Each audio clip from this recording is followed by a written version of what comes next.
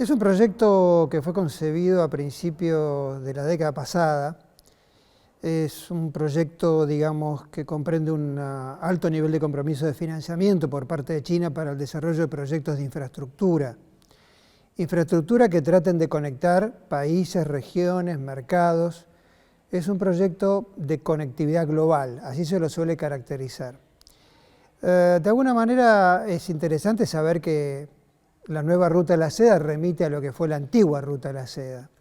De alguna manera es un recordatorio o una renovación, bueno, después de tantos siglos de historia, de lo que fueron los caminos, las rutas y las interconexiones entre China y su periferia, ¿no? Sus regiones cercanas. Hoy es mucho más ambicioso porque es China con el mundo, con sus países, con los países de Asia Central, con Rusia, con el sudeste de Asia, incluso con Pakistán, con India, con países árabes, hasta llegar a Europa. Hay, por supuesto, elementos muy interesantes en el proyecto. Primero, que tiene varios componentes, varios ejes. El eje terrestre, carreteras, rutas, caminos, puentes. El eje marítimo, que tiene que ver con una logística de transporte marítimo global, precisamente en combinación con lo que es el traslado o el trasiego de mercancías, de bienes y servicios a nivel mundial. El tercero es el componente digital. Este es un punto muy, muy importante porque habla de un compromiso de China no solamente por lo que es el desarrollo de infraestructura física, sino fundamentalmente también por el desarrollo, por acoplar el proyecto, el macroproyecto a todo lo que es el desarrollo de la economía digital, comercio electrónico, por ejemplo. Entonces ahí hay un tema, ahí hay un capítulo me parece de especial interés.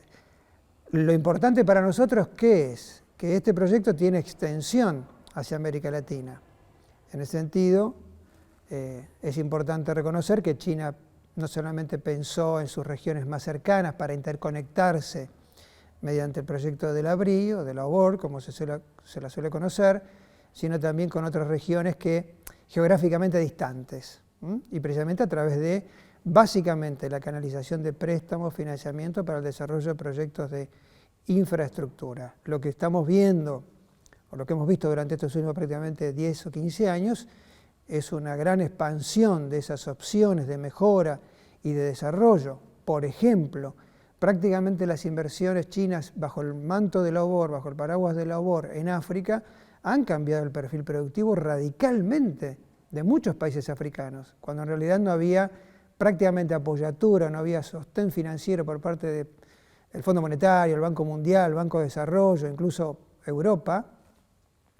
Sin embargo, China llegó y realmente a través de la OBOR o en el marco de la OBOR desarrolla estos proyectos que, como digo, han incrementado fundamentalmente y han mejorado la vida de millones de personas. Un dato importante es que no es solamente un proyecto que hay que pensarlo o que China lo pensó simplemente como de fronteras para afuera. Es un proyecto que tiene, evidentemente, connotaciones de fronteras para adentro. Y es, de alguna manera, traccionar el desarrollo, impulsar el desarrollo de las regiones también que son más periféricas en China.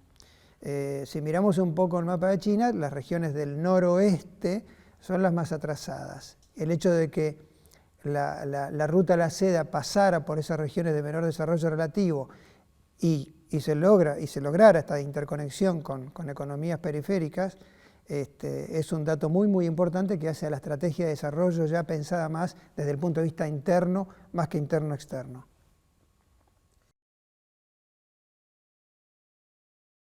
Bueno, nosotros somos parte de la franja de la ruta por varios motivos. Primero, un poco en conexión con el gran proyecto global de conectividad. Somos un país que requiere el desarrollo de infraestructura.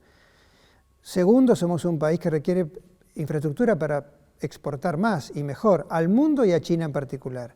Tercero, para interconectarnos con países miembros del Mercosur, que también algunos son parte del proyecto de la Ruta de la Seda y que, bueno, mejoraría, digamos, las capacidades de interacción logística a nivel subregional. Cuarto, porque la apoyatura de China desde el punto de vista de los créditos y el financiamiento es importante para un país como el nuestro que a veces no cuenta con los recursos o directamente no cuenta con los recursos de financiamiento para lograrlo. Y después también porque China, los proyectos de infraestructura en los que China participa suelen en algunos casos, dependiendo del tipo de proyecto, por ejemplo el sector energético, transporte, suelen traer una tecnología en términos de proyectos, a lo mejor mucho más moderna y mucho más adelantada que la que tenemos nosotros. Entonces, ese tipo de aporte para lo que es la mejora de nuestra economía en general, nuestras bases de producción, los proyectos en los que estamos involucrados son proyectos básicamente radicados en provincias, en nuestras provincias de menor desarrollo relativo, con lo cual mejora las capacidades de producción en provincias, como digo, que no tienen a lo mejor no están tan avanzadas productivamente. Generan empleo, necesitamos generación de empleo. Entonces, me parece que desde ese punto de vista los impactos son realmente importantes. Argentina significa para China un país con una alta dotación de recursos naturales, un importantísimo proveedor de agroalimentos, un país con el que ha tenido relaciones políticas y ha establecido relaciones de confianza muy importantes. Es un país que le permite proyección hacia la Antártida porque somos un país que ha colaborado mucho, por ejemplo, con China en aspectos que hacen a su despegue en lo que ha sido la exploración antártica. Un socio confiable en América Latina desde el punto de vista político, porque somos un socio para el diálogo, obviamente con otros países latinoamericanos, pero con los que Argentina, en términos de representatividad en América Latina, somos uno de los principales países. Vamos, para decir la verdad, con México, Brasil, Argentina, hay un juego en la política latinoamericana en la que nosotros tenemos una participación protagónica y por eso, para un actor global como lo es China, nosotros somos parte de esa tríada de actores importantes. Entonces, me parece que ahí hay una mirada particular, como lo tiene China en general para todos los países, pero hay una mirada particular sobre nuestro país y hay un cariño y un sentimiento, que esto no hay que olvidarlo, ¿no? Porque conocen nuestra cultura, conocen nuestra riqueza, sí, pero también conocen nuestra cultura, hay demostraciones de cultura nuestras que son muy queridas para ellos, bueno, todo lo que es música, tango, folclore, literatura. Es interesante cómo podemos encontrar en China traducciones de autores argentinos muy afamados. O sea, hay una conexión de sentido y hay una conexión de sentimiento y de empatía que me parece que les hace tener una mirada particular respecto a nosotros. Y somos un país en el que ellos han visto que se ha desarrollado un gran interés por China durante los últimos tiempos. Y un país que ha tenido respuestas políticas y de aceptación de muchos de los temas de agenda que China quiere desarrollar en América Latina. Como por ejemplo, lo que vimos, que hablamos hace un momento sobre, por ejemplo, la ruta de la seda. Y somos un país que obviamente ha sido y es receptivo a las inversiones chinas, precisamente por la dotación de recursos, y fundamentalmente somos un país amigable porque somos anfitriones, recibimos inmigración china y tenemos una importante comunidad china que, bueno, para nosotros representa un caudal de inmigración de sumo interés. Yo diría que las primeras inversiones importantes llegaron a principios de este siglo. Creo que la asunción del doctor Néstor Kirchner y los años sucesivos fueron abriendo un poco ese panorama, que al principio era un panorama bastante oscuro porque no conocíamos mucho cómo China, era una China que todavía no estaba muy claro que era un importante inversor externo. Y se fueron localizando en varios sectores, yo diría el principal el energético, petrolero, hidrocarburífero, como lo tenemos ahora en Vaca Muerta, en la cuenca Malvinas, en el sur, algunas minoritarias en el sector pesquero, luego llegaron las inversiones en sectores de infraestructura precisamente muy vinculadas a OBOR, o al proyecto de la Ruta de la Seda, y creo que las más importantes han sido también en logística portuaria, precisamente para facilitar las exportaciones de cereales y alimentos con destino a China, y la que creo que es paradigmática y que es muy interesante es la del parque solar en Cauchari, en Jujuy, que bueno, está dentro del sector energético y realmente ahí implica un compromiso inversor de primera magnitud. Las que están llegando ahora y que obviamente demuestran un interés crítico en el oro blanco, en el litio, están radicadas fundamentalmente en el sector minero y en las provincias que sabemos que tienen ese enorme y maravilloso potencial como Catamarca, La Rioja, Jujuy, Salta. Entonces Entonces me parece que ahí hay, por eso digo, tiene que ver con esta mirada que China tiene sobre la riqueza y la dotación de recursos agroalimentarios y mineros que tiene la Argentina. La matriz económica, fundamentalmente, los impactos que puede tener tienen que ver con China, de alguna manera nos ha obligado o nos ha impulsado una gran reorganización de la producción agroalimentaria, porque de nuestros mercados tradicionales, mirar o ajustar, digamos, el componente exportador hacia mercados, entre comillas, no tradicionales como el chino, es un proceso que ha llevado tiempo. Pero bueno, ha permitido o ha generado, ha impulsado mayores inversiones en el agro, en el sector agrícola, ha significado mayor producción y procesamiento alimentario con destino a China. Uno de los rubros más dinámicos de estos últimos años ha sido la exportación de carnes, con lo cual significa que China misma como mercado ha generado encadenamientos o genera encadenamientos productivos que son, repito, para provincias, para comunidades locales, importantes en términos de cantidad y calidad del empleo generado. Y en términos de importaciones sabemos que básicamente los componentes son material de transporte e insumos para la industria electrónica, que es la que nos permite mantener un régimen, digamos, de ensamblado de productos electrónicos en Tierra del Fuego, y bueno, de esa manera potenciar un área periférica de la economía argentina, una provincia, digamos, lejana de los grandes centros económicos, pero potenciar la capacidad de producción y de trabajo allí en el sur del país. Los desafíos siempre existen y son más o menos los mismos de siempre. Cómo generar mayor apertura al mercado chino para nuestros productos, cómo potenciar la inserción de las provincias, municipios o regiones productivas en esa matriz exportadora. Difícilmente podamos compensar la complementariedad del comercio.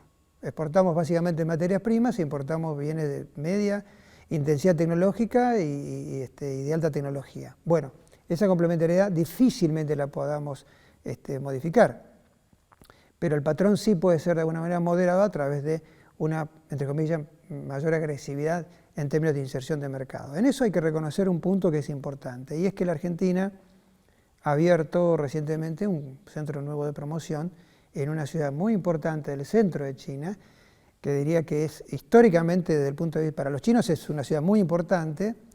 Tal vez suena un poco raro, pero Chongqing es una ciudad crítica desde el punto de vista histórico para China. Bueno, simbólicamente estamos ahí con un nuevo centro de promoción. Es parte de toda una estrategia de posicionamiento que, como digo, no cambiaría en el futuro, pensando que me parece China va a ser todavía mucho más abierta a nuestras opciones de exportación. No va a cambiar el patrón, pero sí, evidentemente puede modificarlo y reducir el déficit de balanza comercial, que suele ser el punto a veces principal de crítica cuando se habla del comercio bilateral con China y de la relación en lo comercial con China. Y aquí, si tengo 30 segundos, quisiera decir lo siguiente. Porque, digamos, yo suelo hablar de la relación económica con China. La relación económica es comercial, que tiene una característica. Esto que hablamos recién, intercambio complementario. Hay una relación financiera, que también es importante para nosotros, que también tiene sus características. Hay una relación de cooperación tecnológica, o una relación tecnológica, que también es importante. Y la relación de inversión. O sea, la relación económica tiene como 4 ejes o 4 dimensiones, sobre los cuales evoluciona, y en algunos casos es como que estamos, a lo mejor uno puede discutir un poco estos desbalances de comercio, pero me parece que también hay que sumar o medir cuán importante China es como proveedor tecnológico y cuán importante es China como proveedor de financiamiento y de inversiones, y donde ahí uno podría jugar o debatir un poco más esta imagen negativa que se quiere plantear cuando se habla solamente de comercio.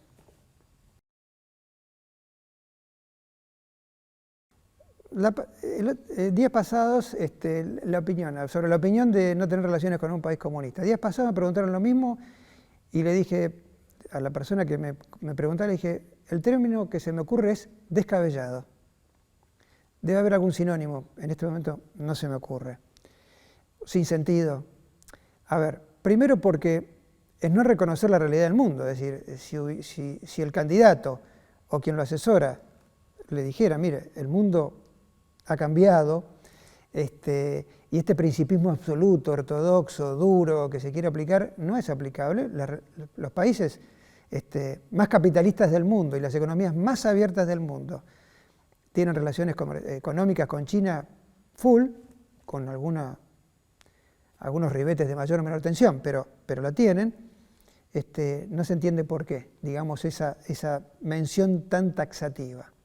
Segundo, países comunistas. Bueno, China es un país gobernado por el Partido Comunista, pero la economía es una economía realmente, si uno lo compara, desde hace 20, 30 años atrás, una economía prácticamente en muchos sectores de libre mercado, lo que funciona con reglas internacionales de libre mercado. El Estado tiene una participación importante, sí, pero es una economía abierta al mundo, y eso es, para mencionar un indicador claro, fundamentalmente de su ingreso a la Organización Mundial de Comercio en 2001. O sea, una economía mucho más abierta, mucho más expansiva, una economía que es la segunda economía del mundo, que tiene relaciones con prácticamente todo el mundo, y es un global trader, o sea, es un comerciante global, es una cultura mercantil global. China es hacedora de una globalización económica fenomenal junto con otras economías, pero es un protagonismo crítico de la economía mundial. Entonces, perdón, ¿cómo vamos a cortar lazos porque China es comunista? Y además, alguien que lo asesore del lado interno, digamos, ¿no? Le dice, perdón, pero ¿usted sabe qué le vendemos a China? Complejo oleaginoso, cereales, alimentos, complejo cárnico. ¿Usted se imagina romper, quebrar o hacer desaparecer esas cadenas de producción? Lo que significaría en costos internos y lo que significaría en costos de, diría, movilización o crítica de parte de los sectores o actores económicos involucrados en esa relación, que no serían solamente los trabajadores, los sectores de interés, las organizaciones agropecuarias, sí, también los sindicatos, pero ¿usted se imagina eso en costos políticos internos lo que significaría? Así que quiero creer que, no sé, si le toca gobernar, entre en razones, porque sinceramente me parece que es un concepto y una apreciación absolutamente equivocada. Yo creo que el ingreso al BRICS tiene, me parece que para la Argentina es un país donde nuestra postura en política exterior históricamente ha sido participar en ámbitos multilaterales de consenso, coordinación y búsqueda, digamos, de integración de intereses. Me parece que en ese sentido es importante. El BRICS es una plataforma multilateral de interacción con otros países, en este caso con países que están remodelando o están reconfigurando el orden global. China es tal vez el principal, Rusia, Brasil es nuestro socio en el Mercosur, con lo cual digamos, somos, entre comillas, aliados prácticamente naturales. Entonces, ese tipo de interacción con Brasil es una interacción conocida, con lo cual para Brasil también es conocida el hecho facilita, digamos, esa interacción, el hecho de estar también juntos en el BRICS. A nosotros nos eleva en términos reputacionales internacionales porque nos coloca en un ámbito, repito, de economías básicamente en desarrollo, de economías de rápido crecimiento, de economías en transformación, cuando hemos tenido tradición en ser parte del mundo en desarrollo y somos una economía en desarrollo. Nos asocia o nos acerca, mejor dicho, más a países que son socios importantes. China es uno. Bueno, Brasil también, por supuesto, a nivel Mercosur. Entonces, me parece que desde ese punto de vista es importante. Lo que me parece que critican es la metodología de ingreso, es decir, o el hecho de la no consulta o el hecho de no haber tomado una decisión tal vez mucho más exhaustiva desde el punto de vista de la consulta con otras fuerzas políticas. Ahora, desde el punto de vista de la pertinencia, yo creo que en principio, en mi opinión, me parece una decisión correcta, que bueno, el tiempo dirá cómo la Argentina se mueve dentro de ese grupo. Pero está Irán, entonces no podemos estar donde está Irán. Hemos estado y estamos en ámbitos multilaterales en los cuales está Irán. Vayámonos de Naciones Unidas.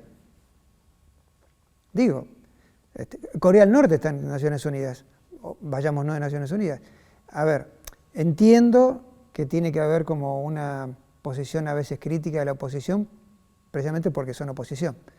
Pero me parece que esto requiere una evaluación un poquito más fina, más delicada y y quitarle coyunturalidad a la cuestión para tratar de ver un poquito más allá de este horizonte tan cercano. A nivel académico me parece que nosotros mostramos indicadores de evolución y desarrollo cuantitativo y cualitativo muy importantes. La Argentina tiene una tradición en estudios sobre Asia que tal vez remite un poco más a cuestiones culturales y filosóficas en los 60, en los 70. Obviamente cuando irrumpen estos grandes actores como China, o anteriormente Japón, de alguna manera era el gran motor económico de Asia, la segunda economía del mundo, bueno, Japón generó un interés, hay toda una trayectoria histórica de estudios nipónicos sobre Japón. Luego apareció en los 80 y en los 90, apareció todo un estudio a nivel académico y pormenorizado sobre los nuevos países industrializados, los NICs, Corea del Sur, Singapur, Hong Kong, Taiwán. O sea, se inició toda una corriente de estudio y de investigación respecto a qué había en esos modelos que podía ser eventualmente replicado a nivel económico. Cuando China ya irrumpe con todas sus luces y con toda su potencia económica, bueno, China reúne una gran atención. Yo diría que en ese recorrido, que es un recorrido prácticamente de 25 o 30 años, al menos es el recorrido de mi experiencia personal y profesional, digamos, en este estudio, los avances han sido muy importantes. A través de, básicamente, la creación de centros o institutos de formación en distintas universidades, el desarrollo de investigación, el impulso a nivel del Estado, por ejemplo, del Ministerio de Ciencia y Tecnología, del CONICET, de los estudios sobre países asiáticos, estudios económicos, politológicos, etc.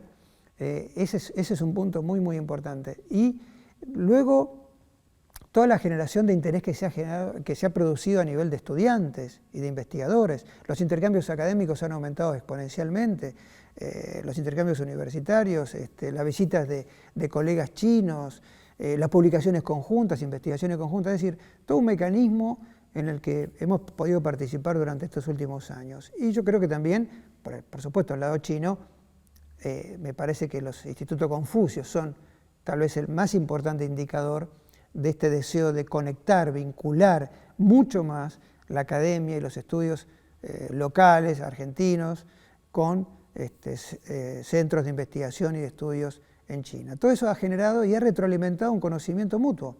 ¿Qué sirve para qué? Para fomentar las relaciones bilaterales luego de 52 años, para generar un mayor conocimiento desde el punto de vista de cómo operar en el área económica, cómo, por ejemplo, operar en el área de cooperación técnica, que no necesariamente está ligada al desarrollo de negocios, pero sí puede remitir a conseguir proyectos de financiamiento para nuestras provincias, para los municipios que tanto se necesitan. Entonces, digamos, se ha generado un círculo virtuoso durante estos años en los que la academia ha sido, es, y yo creo que lo seguirá siendo mucho más, sobre China, sobre Asia en general, porque no debemos descartar a los países del sudeste de Asia, que son también muy importantes, y durante estos últimos tiempos ha aparecido con un poco más de fuerza y luz algunos estudios y algunos desarrollos e investigaciones sobre la India. O sea, como que la India está corriendo, nos está imponiendo una exigencia adicional para conocer un poco más sobre aquellos países. Pues bienvenido sea, porque somos un país que está geográficamente lejos y nos cuesta desde aquí, desde el sur, a veces desarrollar investigaciones o conocer bien la dinámica de estos países. Son países importantes para nosotros, son países que quieren tener relaciones con la Argentina y en ese sentido todo lo que la academia pueda hacer para colaborar, fomentar, impulsar, sostener y unir los intereses políticos con estos países y desarrollar negocios que tienen que ver con la creación de empleo para nuestra gente, esto bienvenido sea. Yo quisiera agregar el hecho de que jóvenes estudiantes en universidades como la UNAG se interesen, alentarlos a que se interesen por los estudios sobre Asia. Hay un equipo de investigación aquí, hay colegas que los pueden orientar, que los pueden guiar, que entusiasmarlos para que, como digo yo, hagan las cosas mejor de las que le hicimos nosotros, que somos de otra generación, que busquen nuevos temas, que sepa que son países que son importantes para nosotros y que traten en la medida de lo posible de pensar siempre en eso, cómo ligar la investigación académica, que está bien que sea teórica y analítica, pero también tratar de vincular mucho esa investigación con elementos prácticos que sirvan de acciones concretas para, bueno, para promover el desarrollo local o, como dije antes, para mejorar la vida de nuestros ciudadanos, ¿no? En ese sentido, lo hemos hablado con los colegas aquí, la cuestión de, por ejemplo, un tema muy lindo para trabajar es el tema de educación digital. Cómo nuestros alumnos pueden, que a veces sabemos que por nuestro sistema educativo tenemos muchas carencias, cómo podemos... China nos puede ayudar mucho en eso porque tienen tecnologías y pedagogías en esta frontera nueva, no sé si de inteligencia artificial, pero una frontera tecnológica que nos pueden ayudar mucho a mejorar nuestras capacidades, la de nuestros chicos y la de nuestros jóvenes. Así que entusiasmar a los jóvenes para que adhieran a estos estudios. Si estudian chino, bien, si estudian japonés, bien, pero que se entusiasmen con estos países que son realmente muy interesantes por conocer.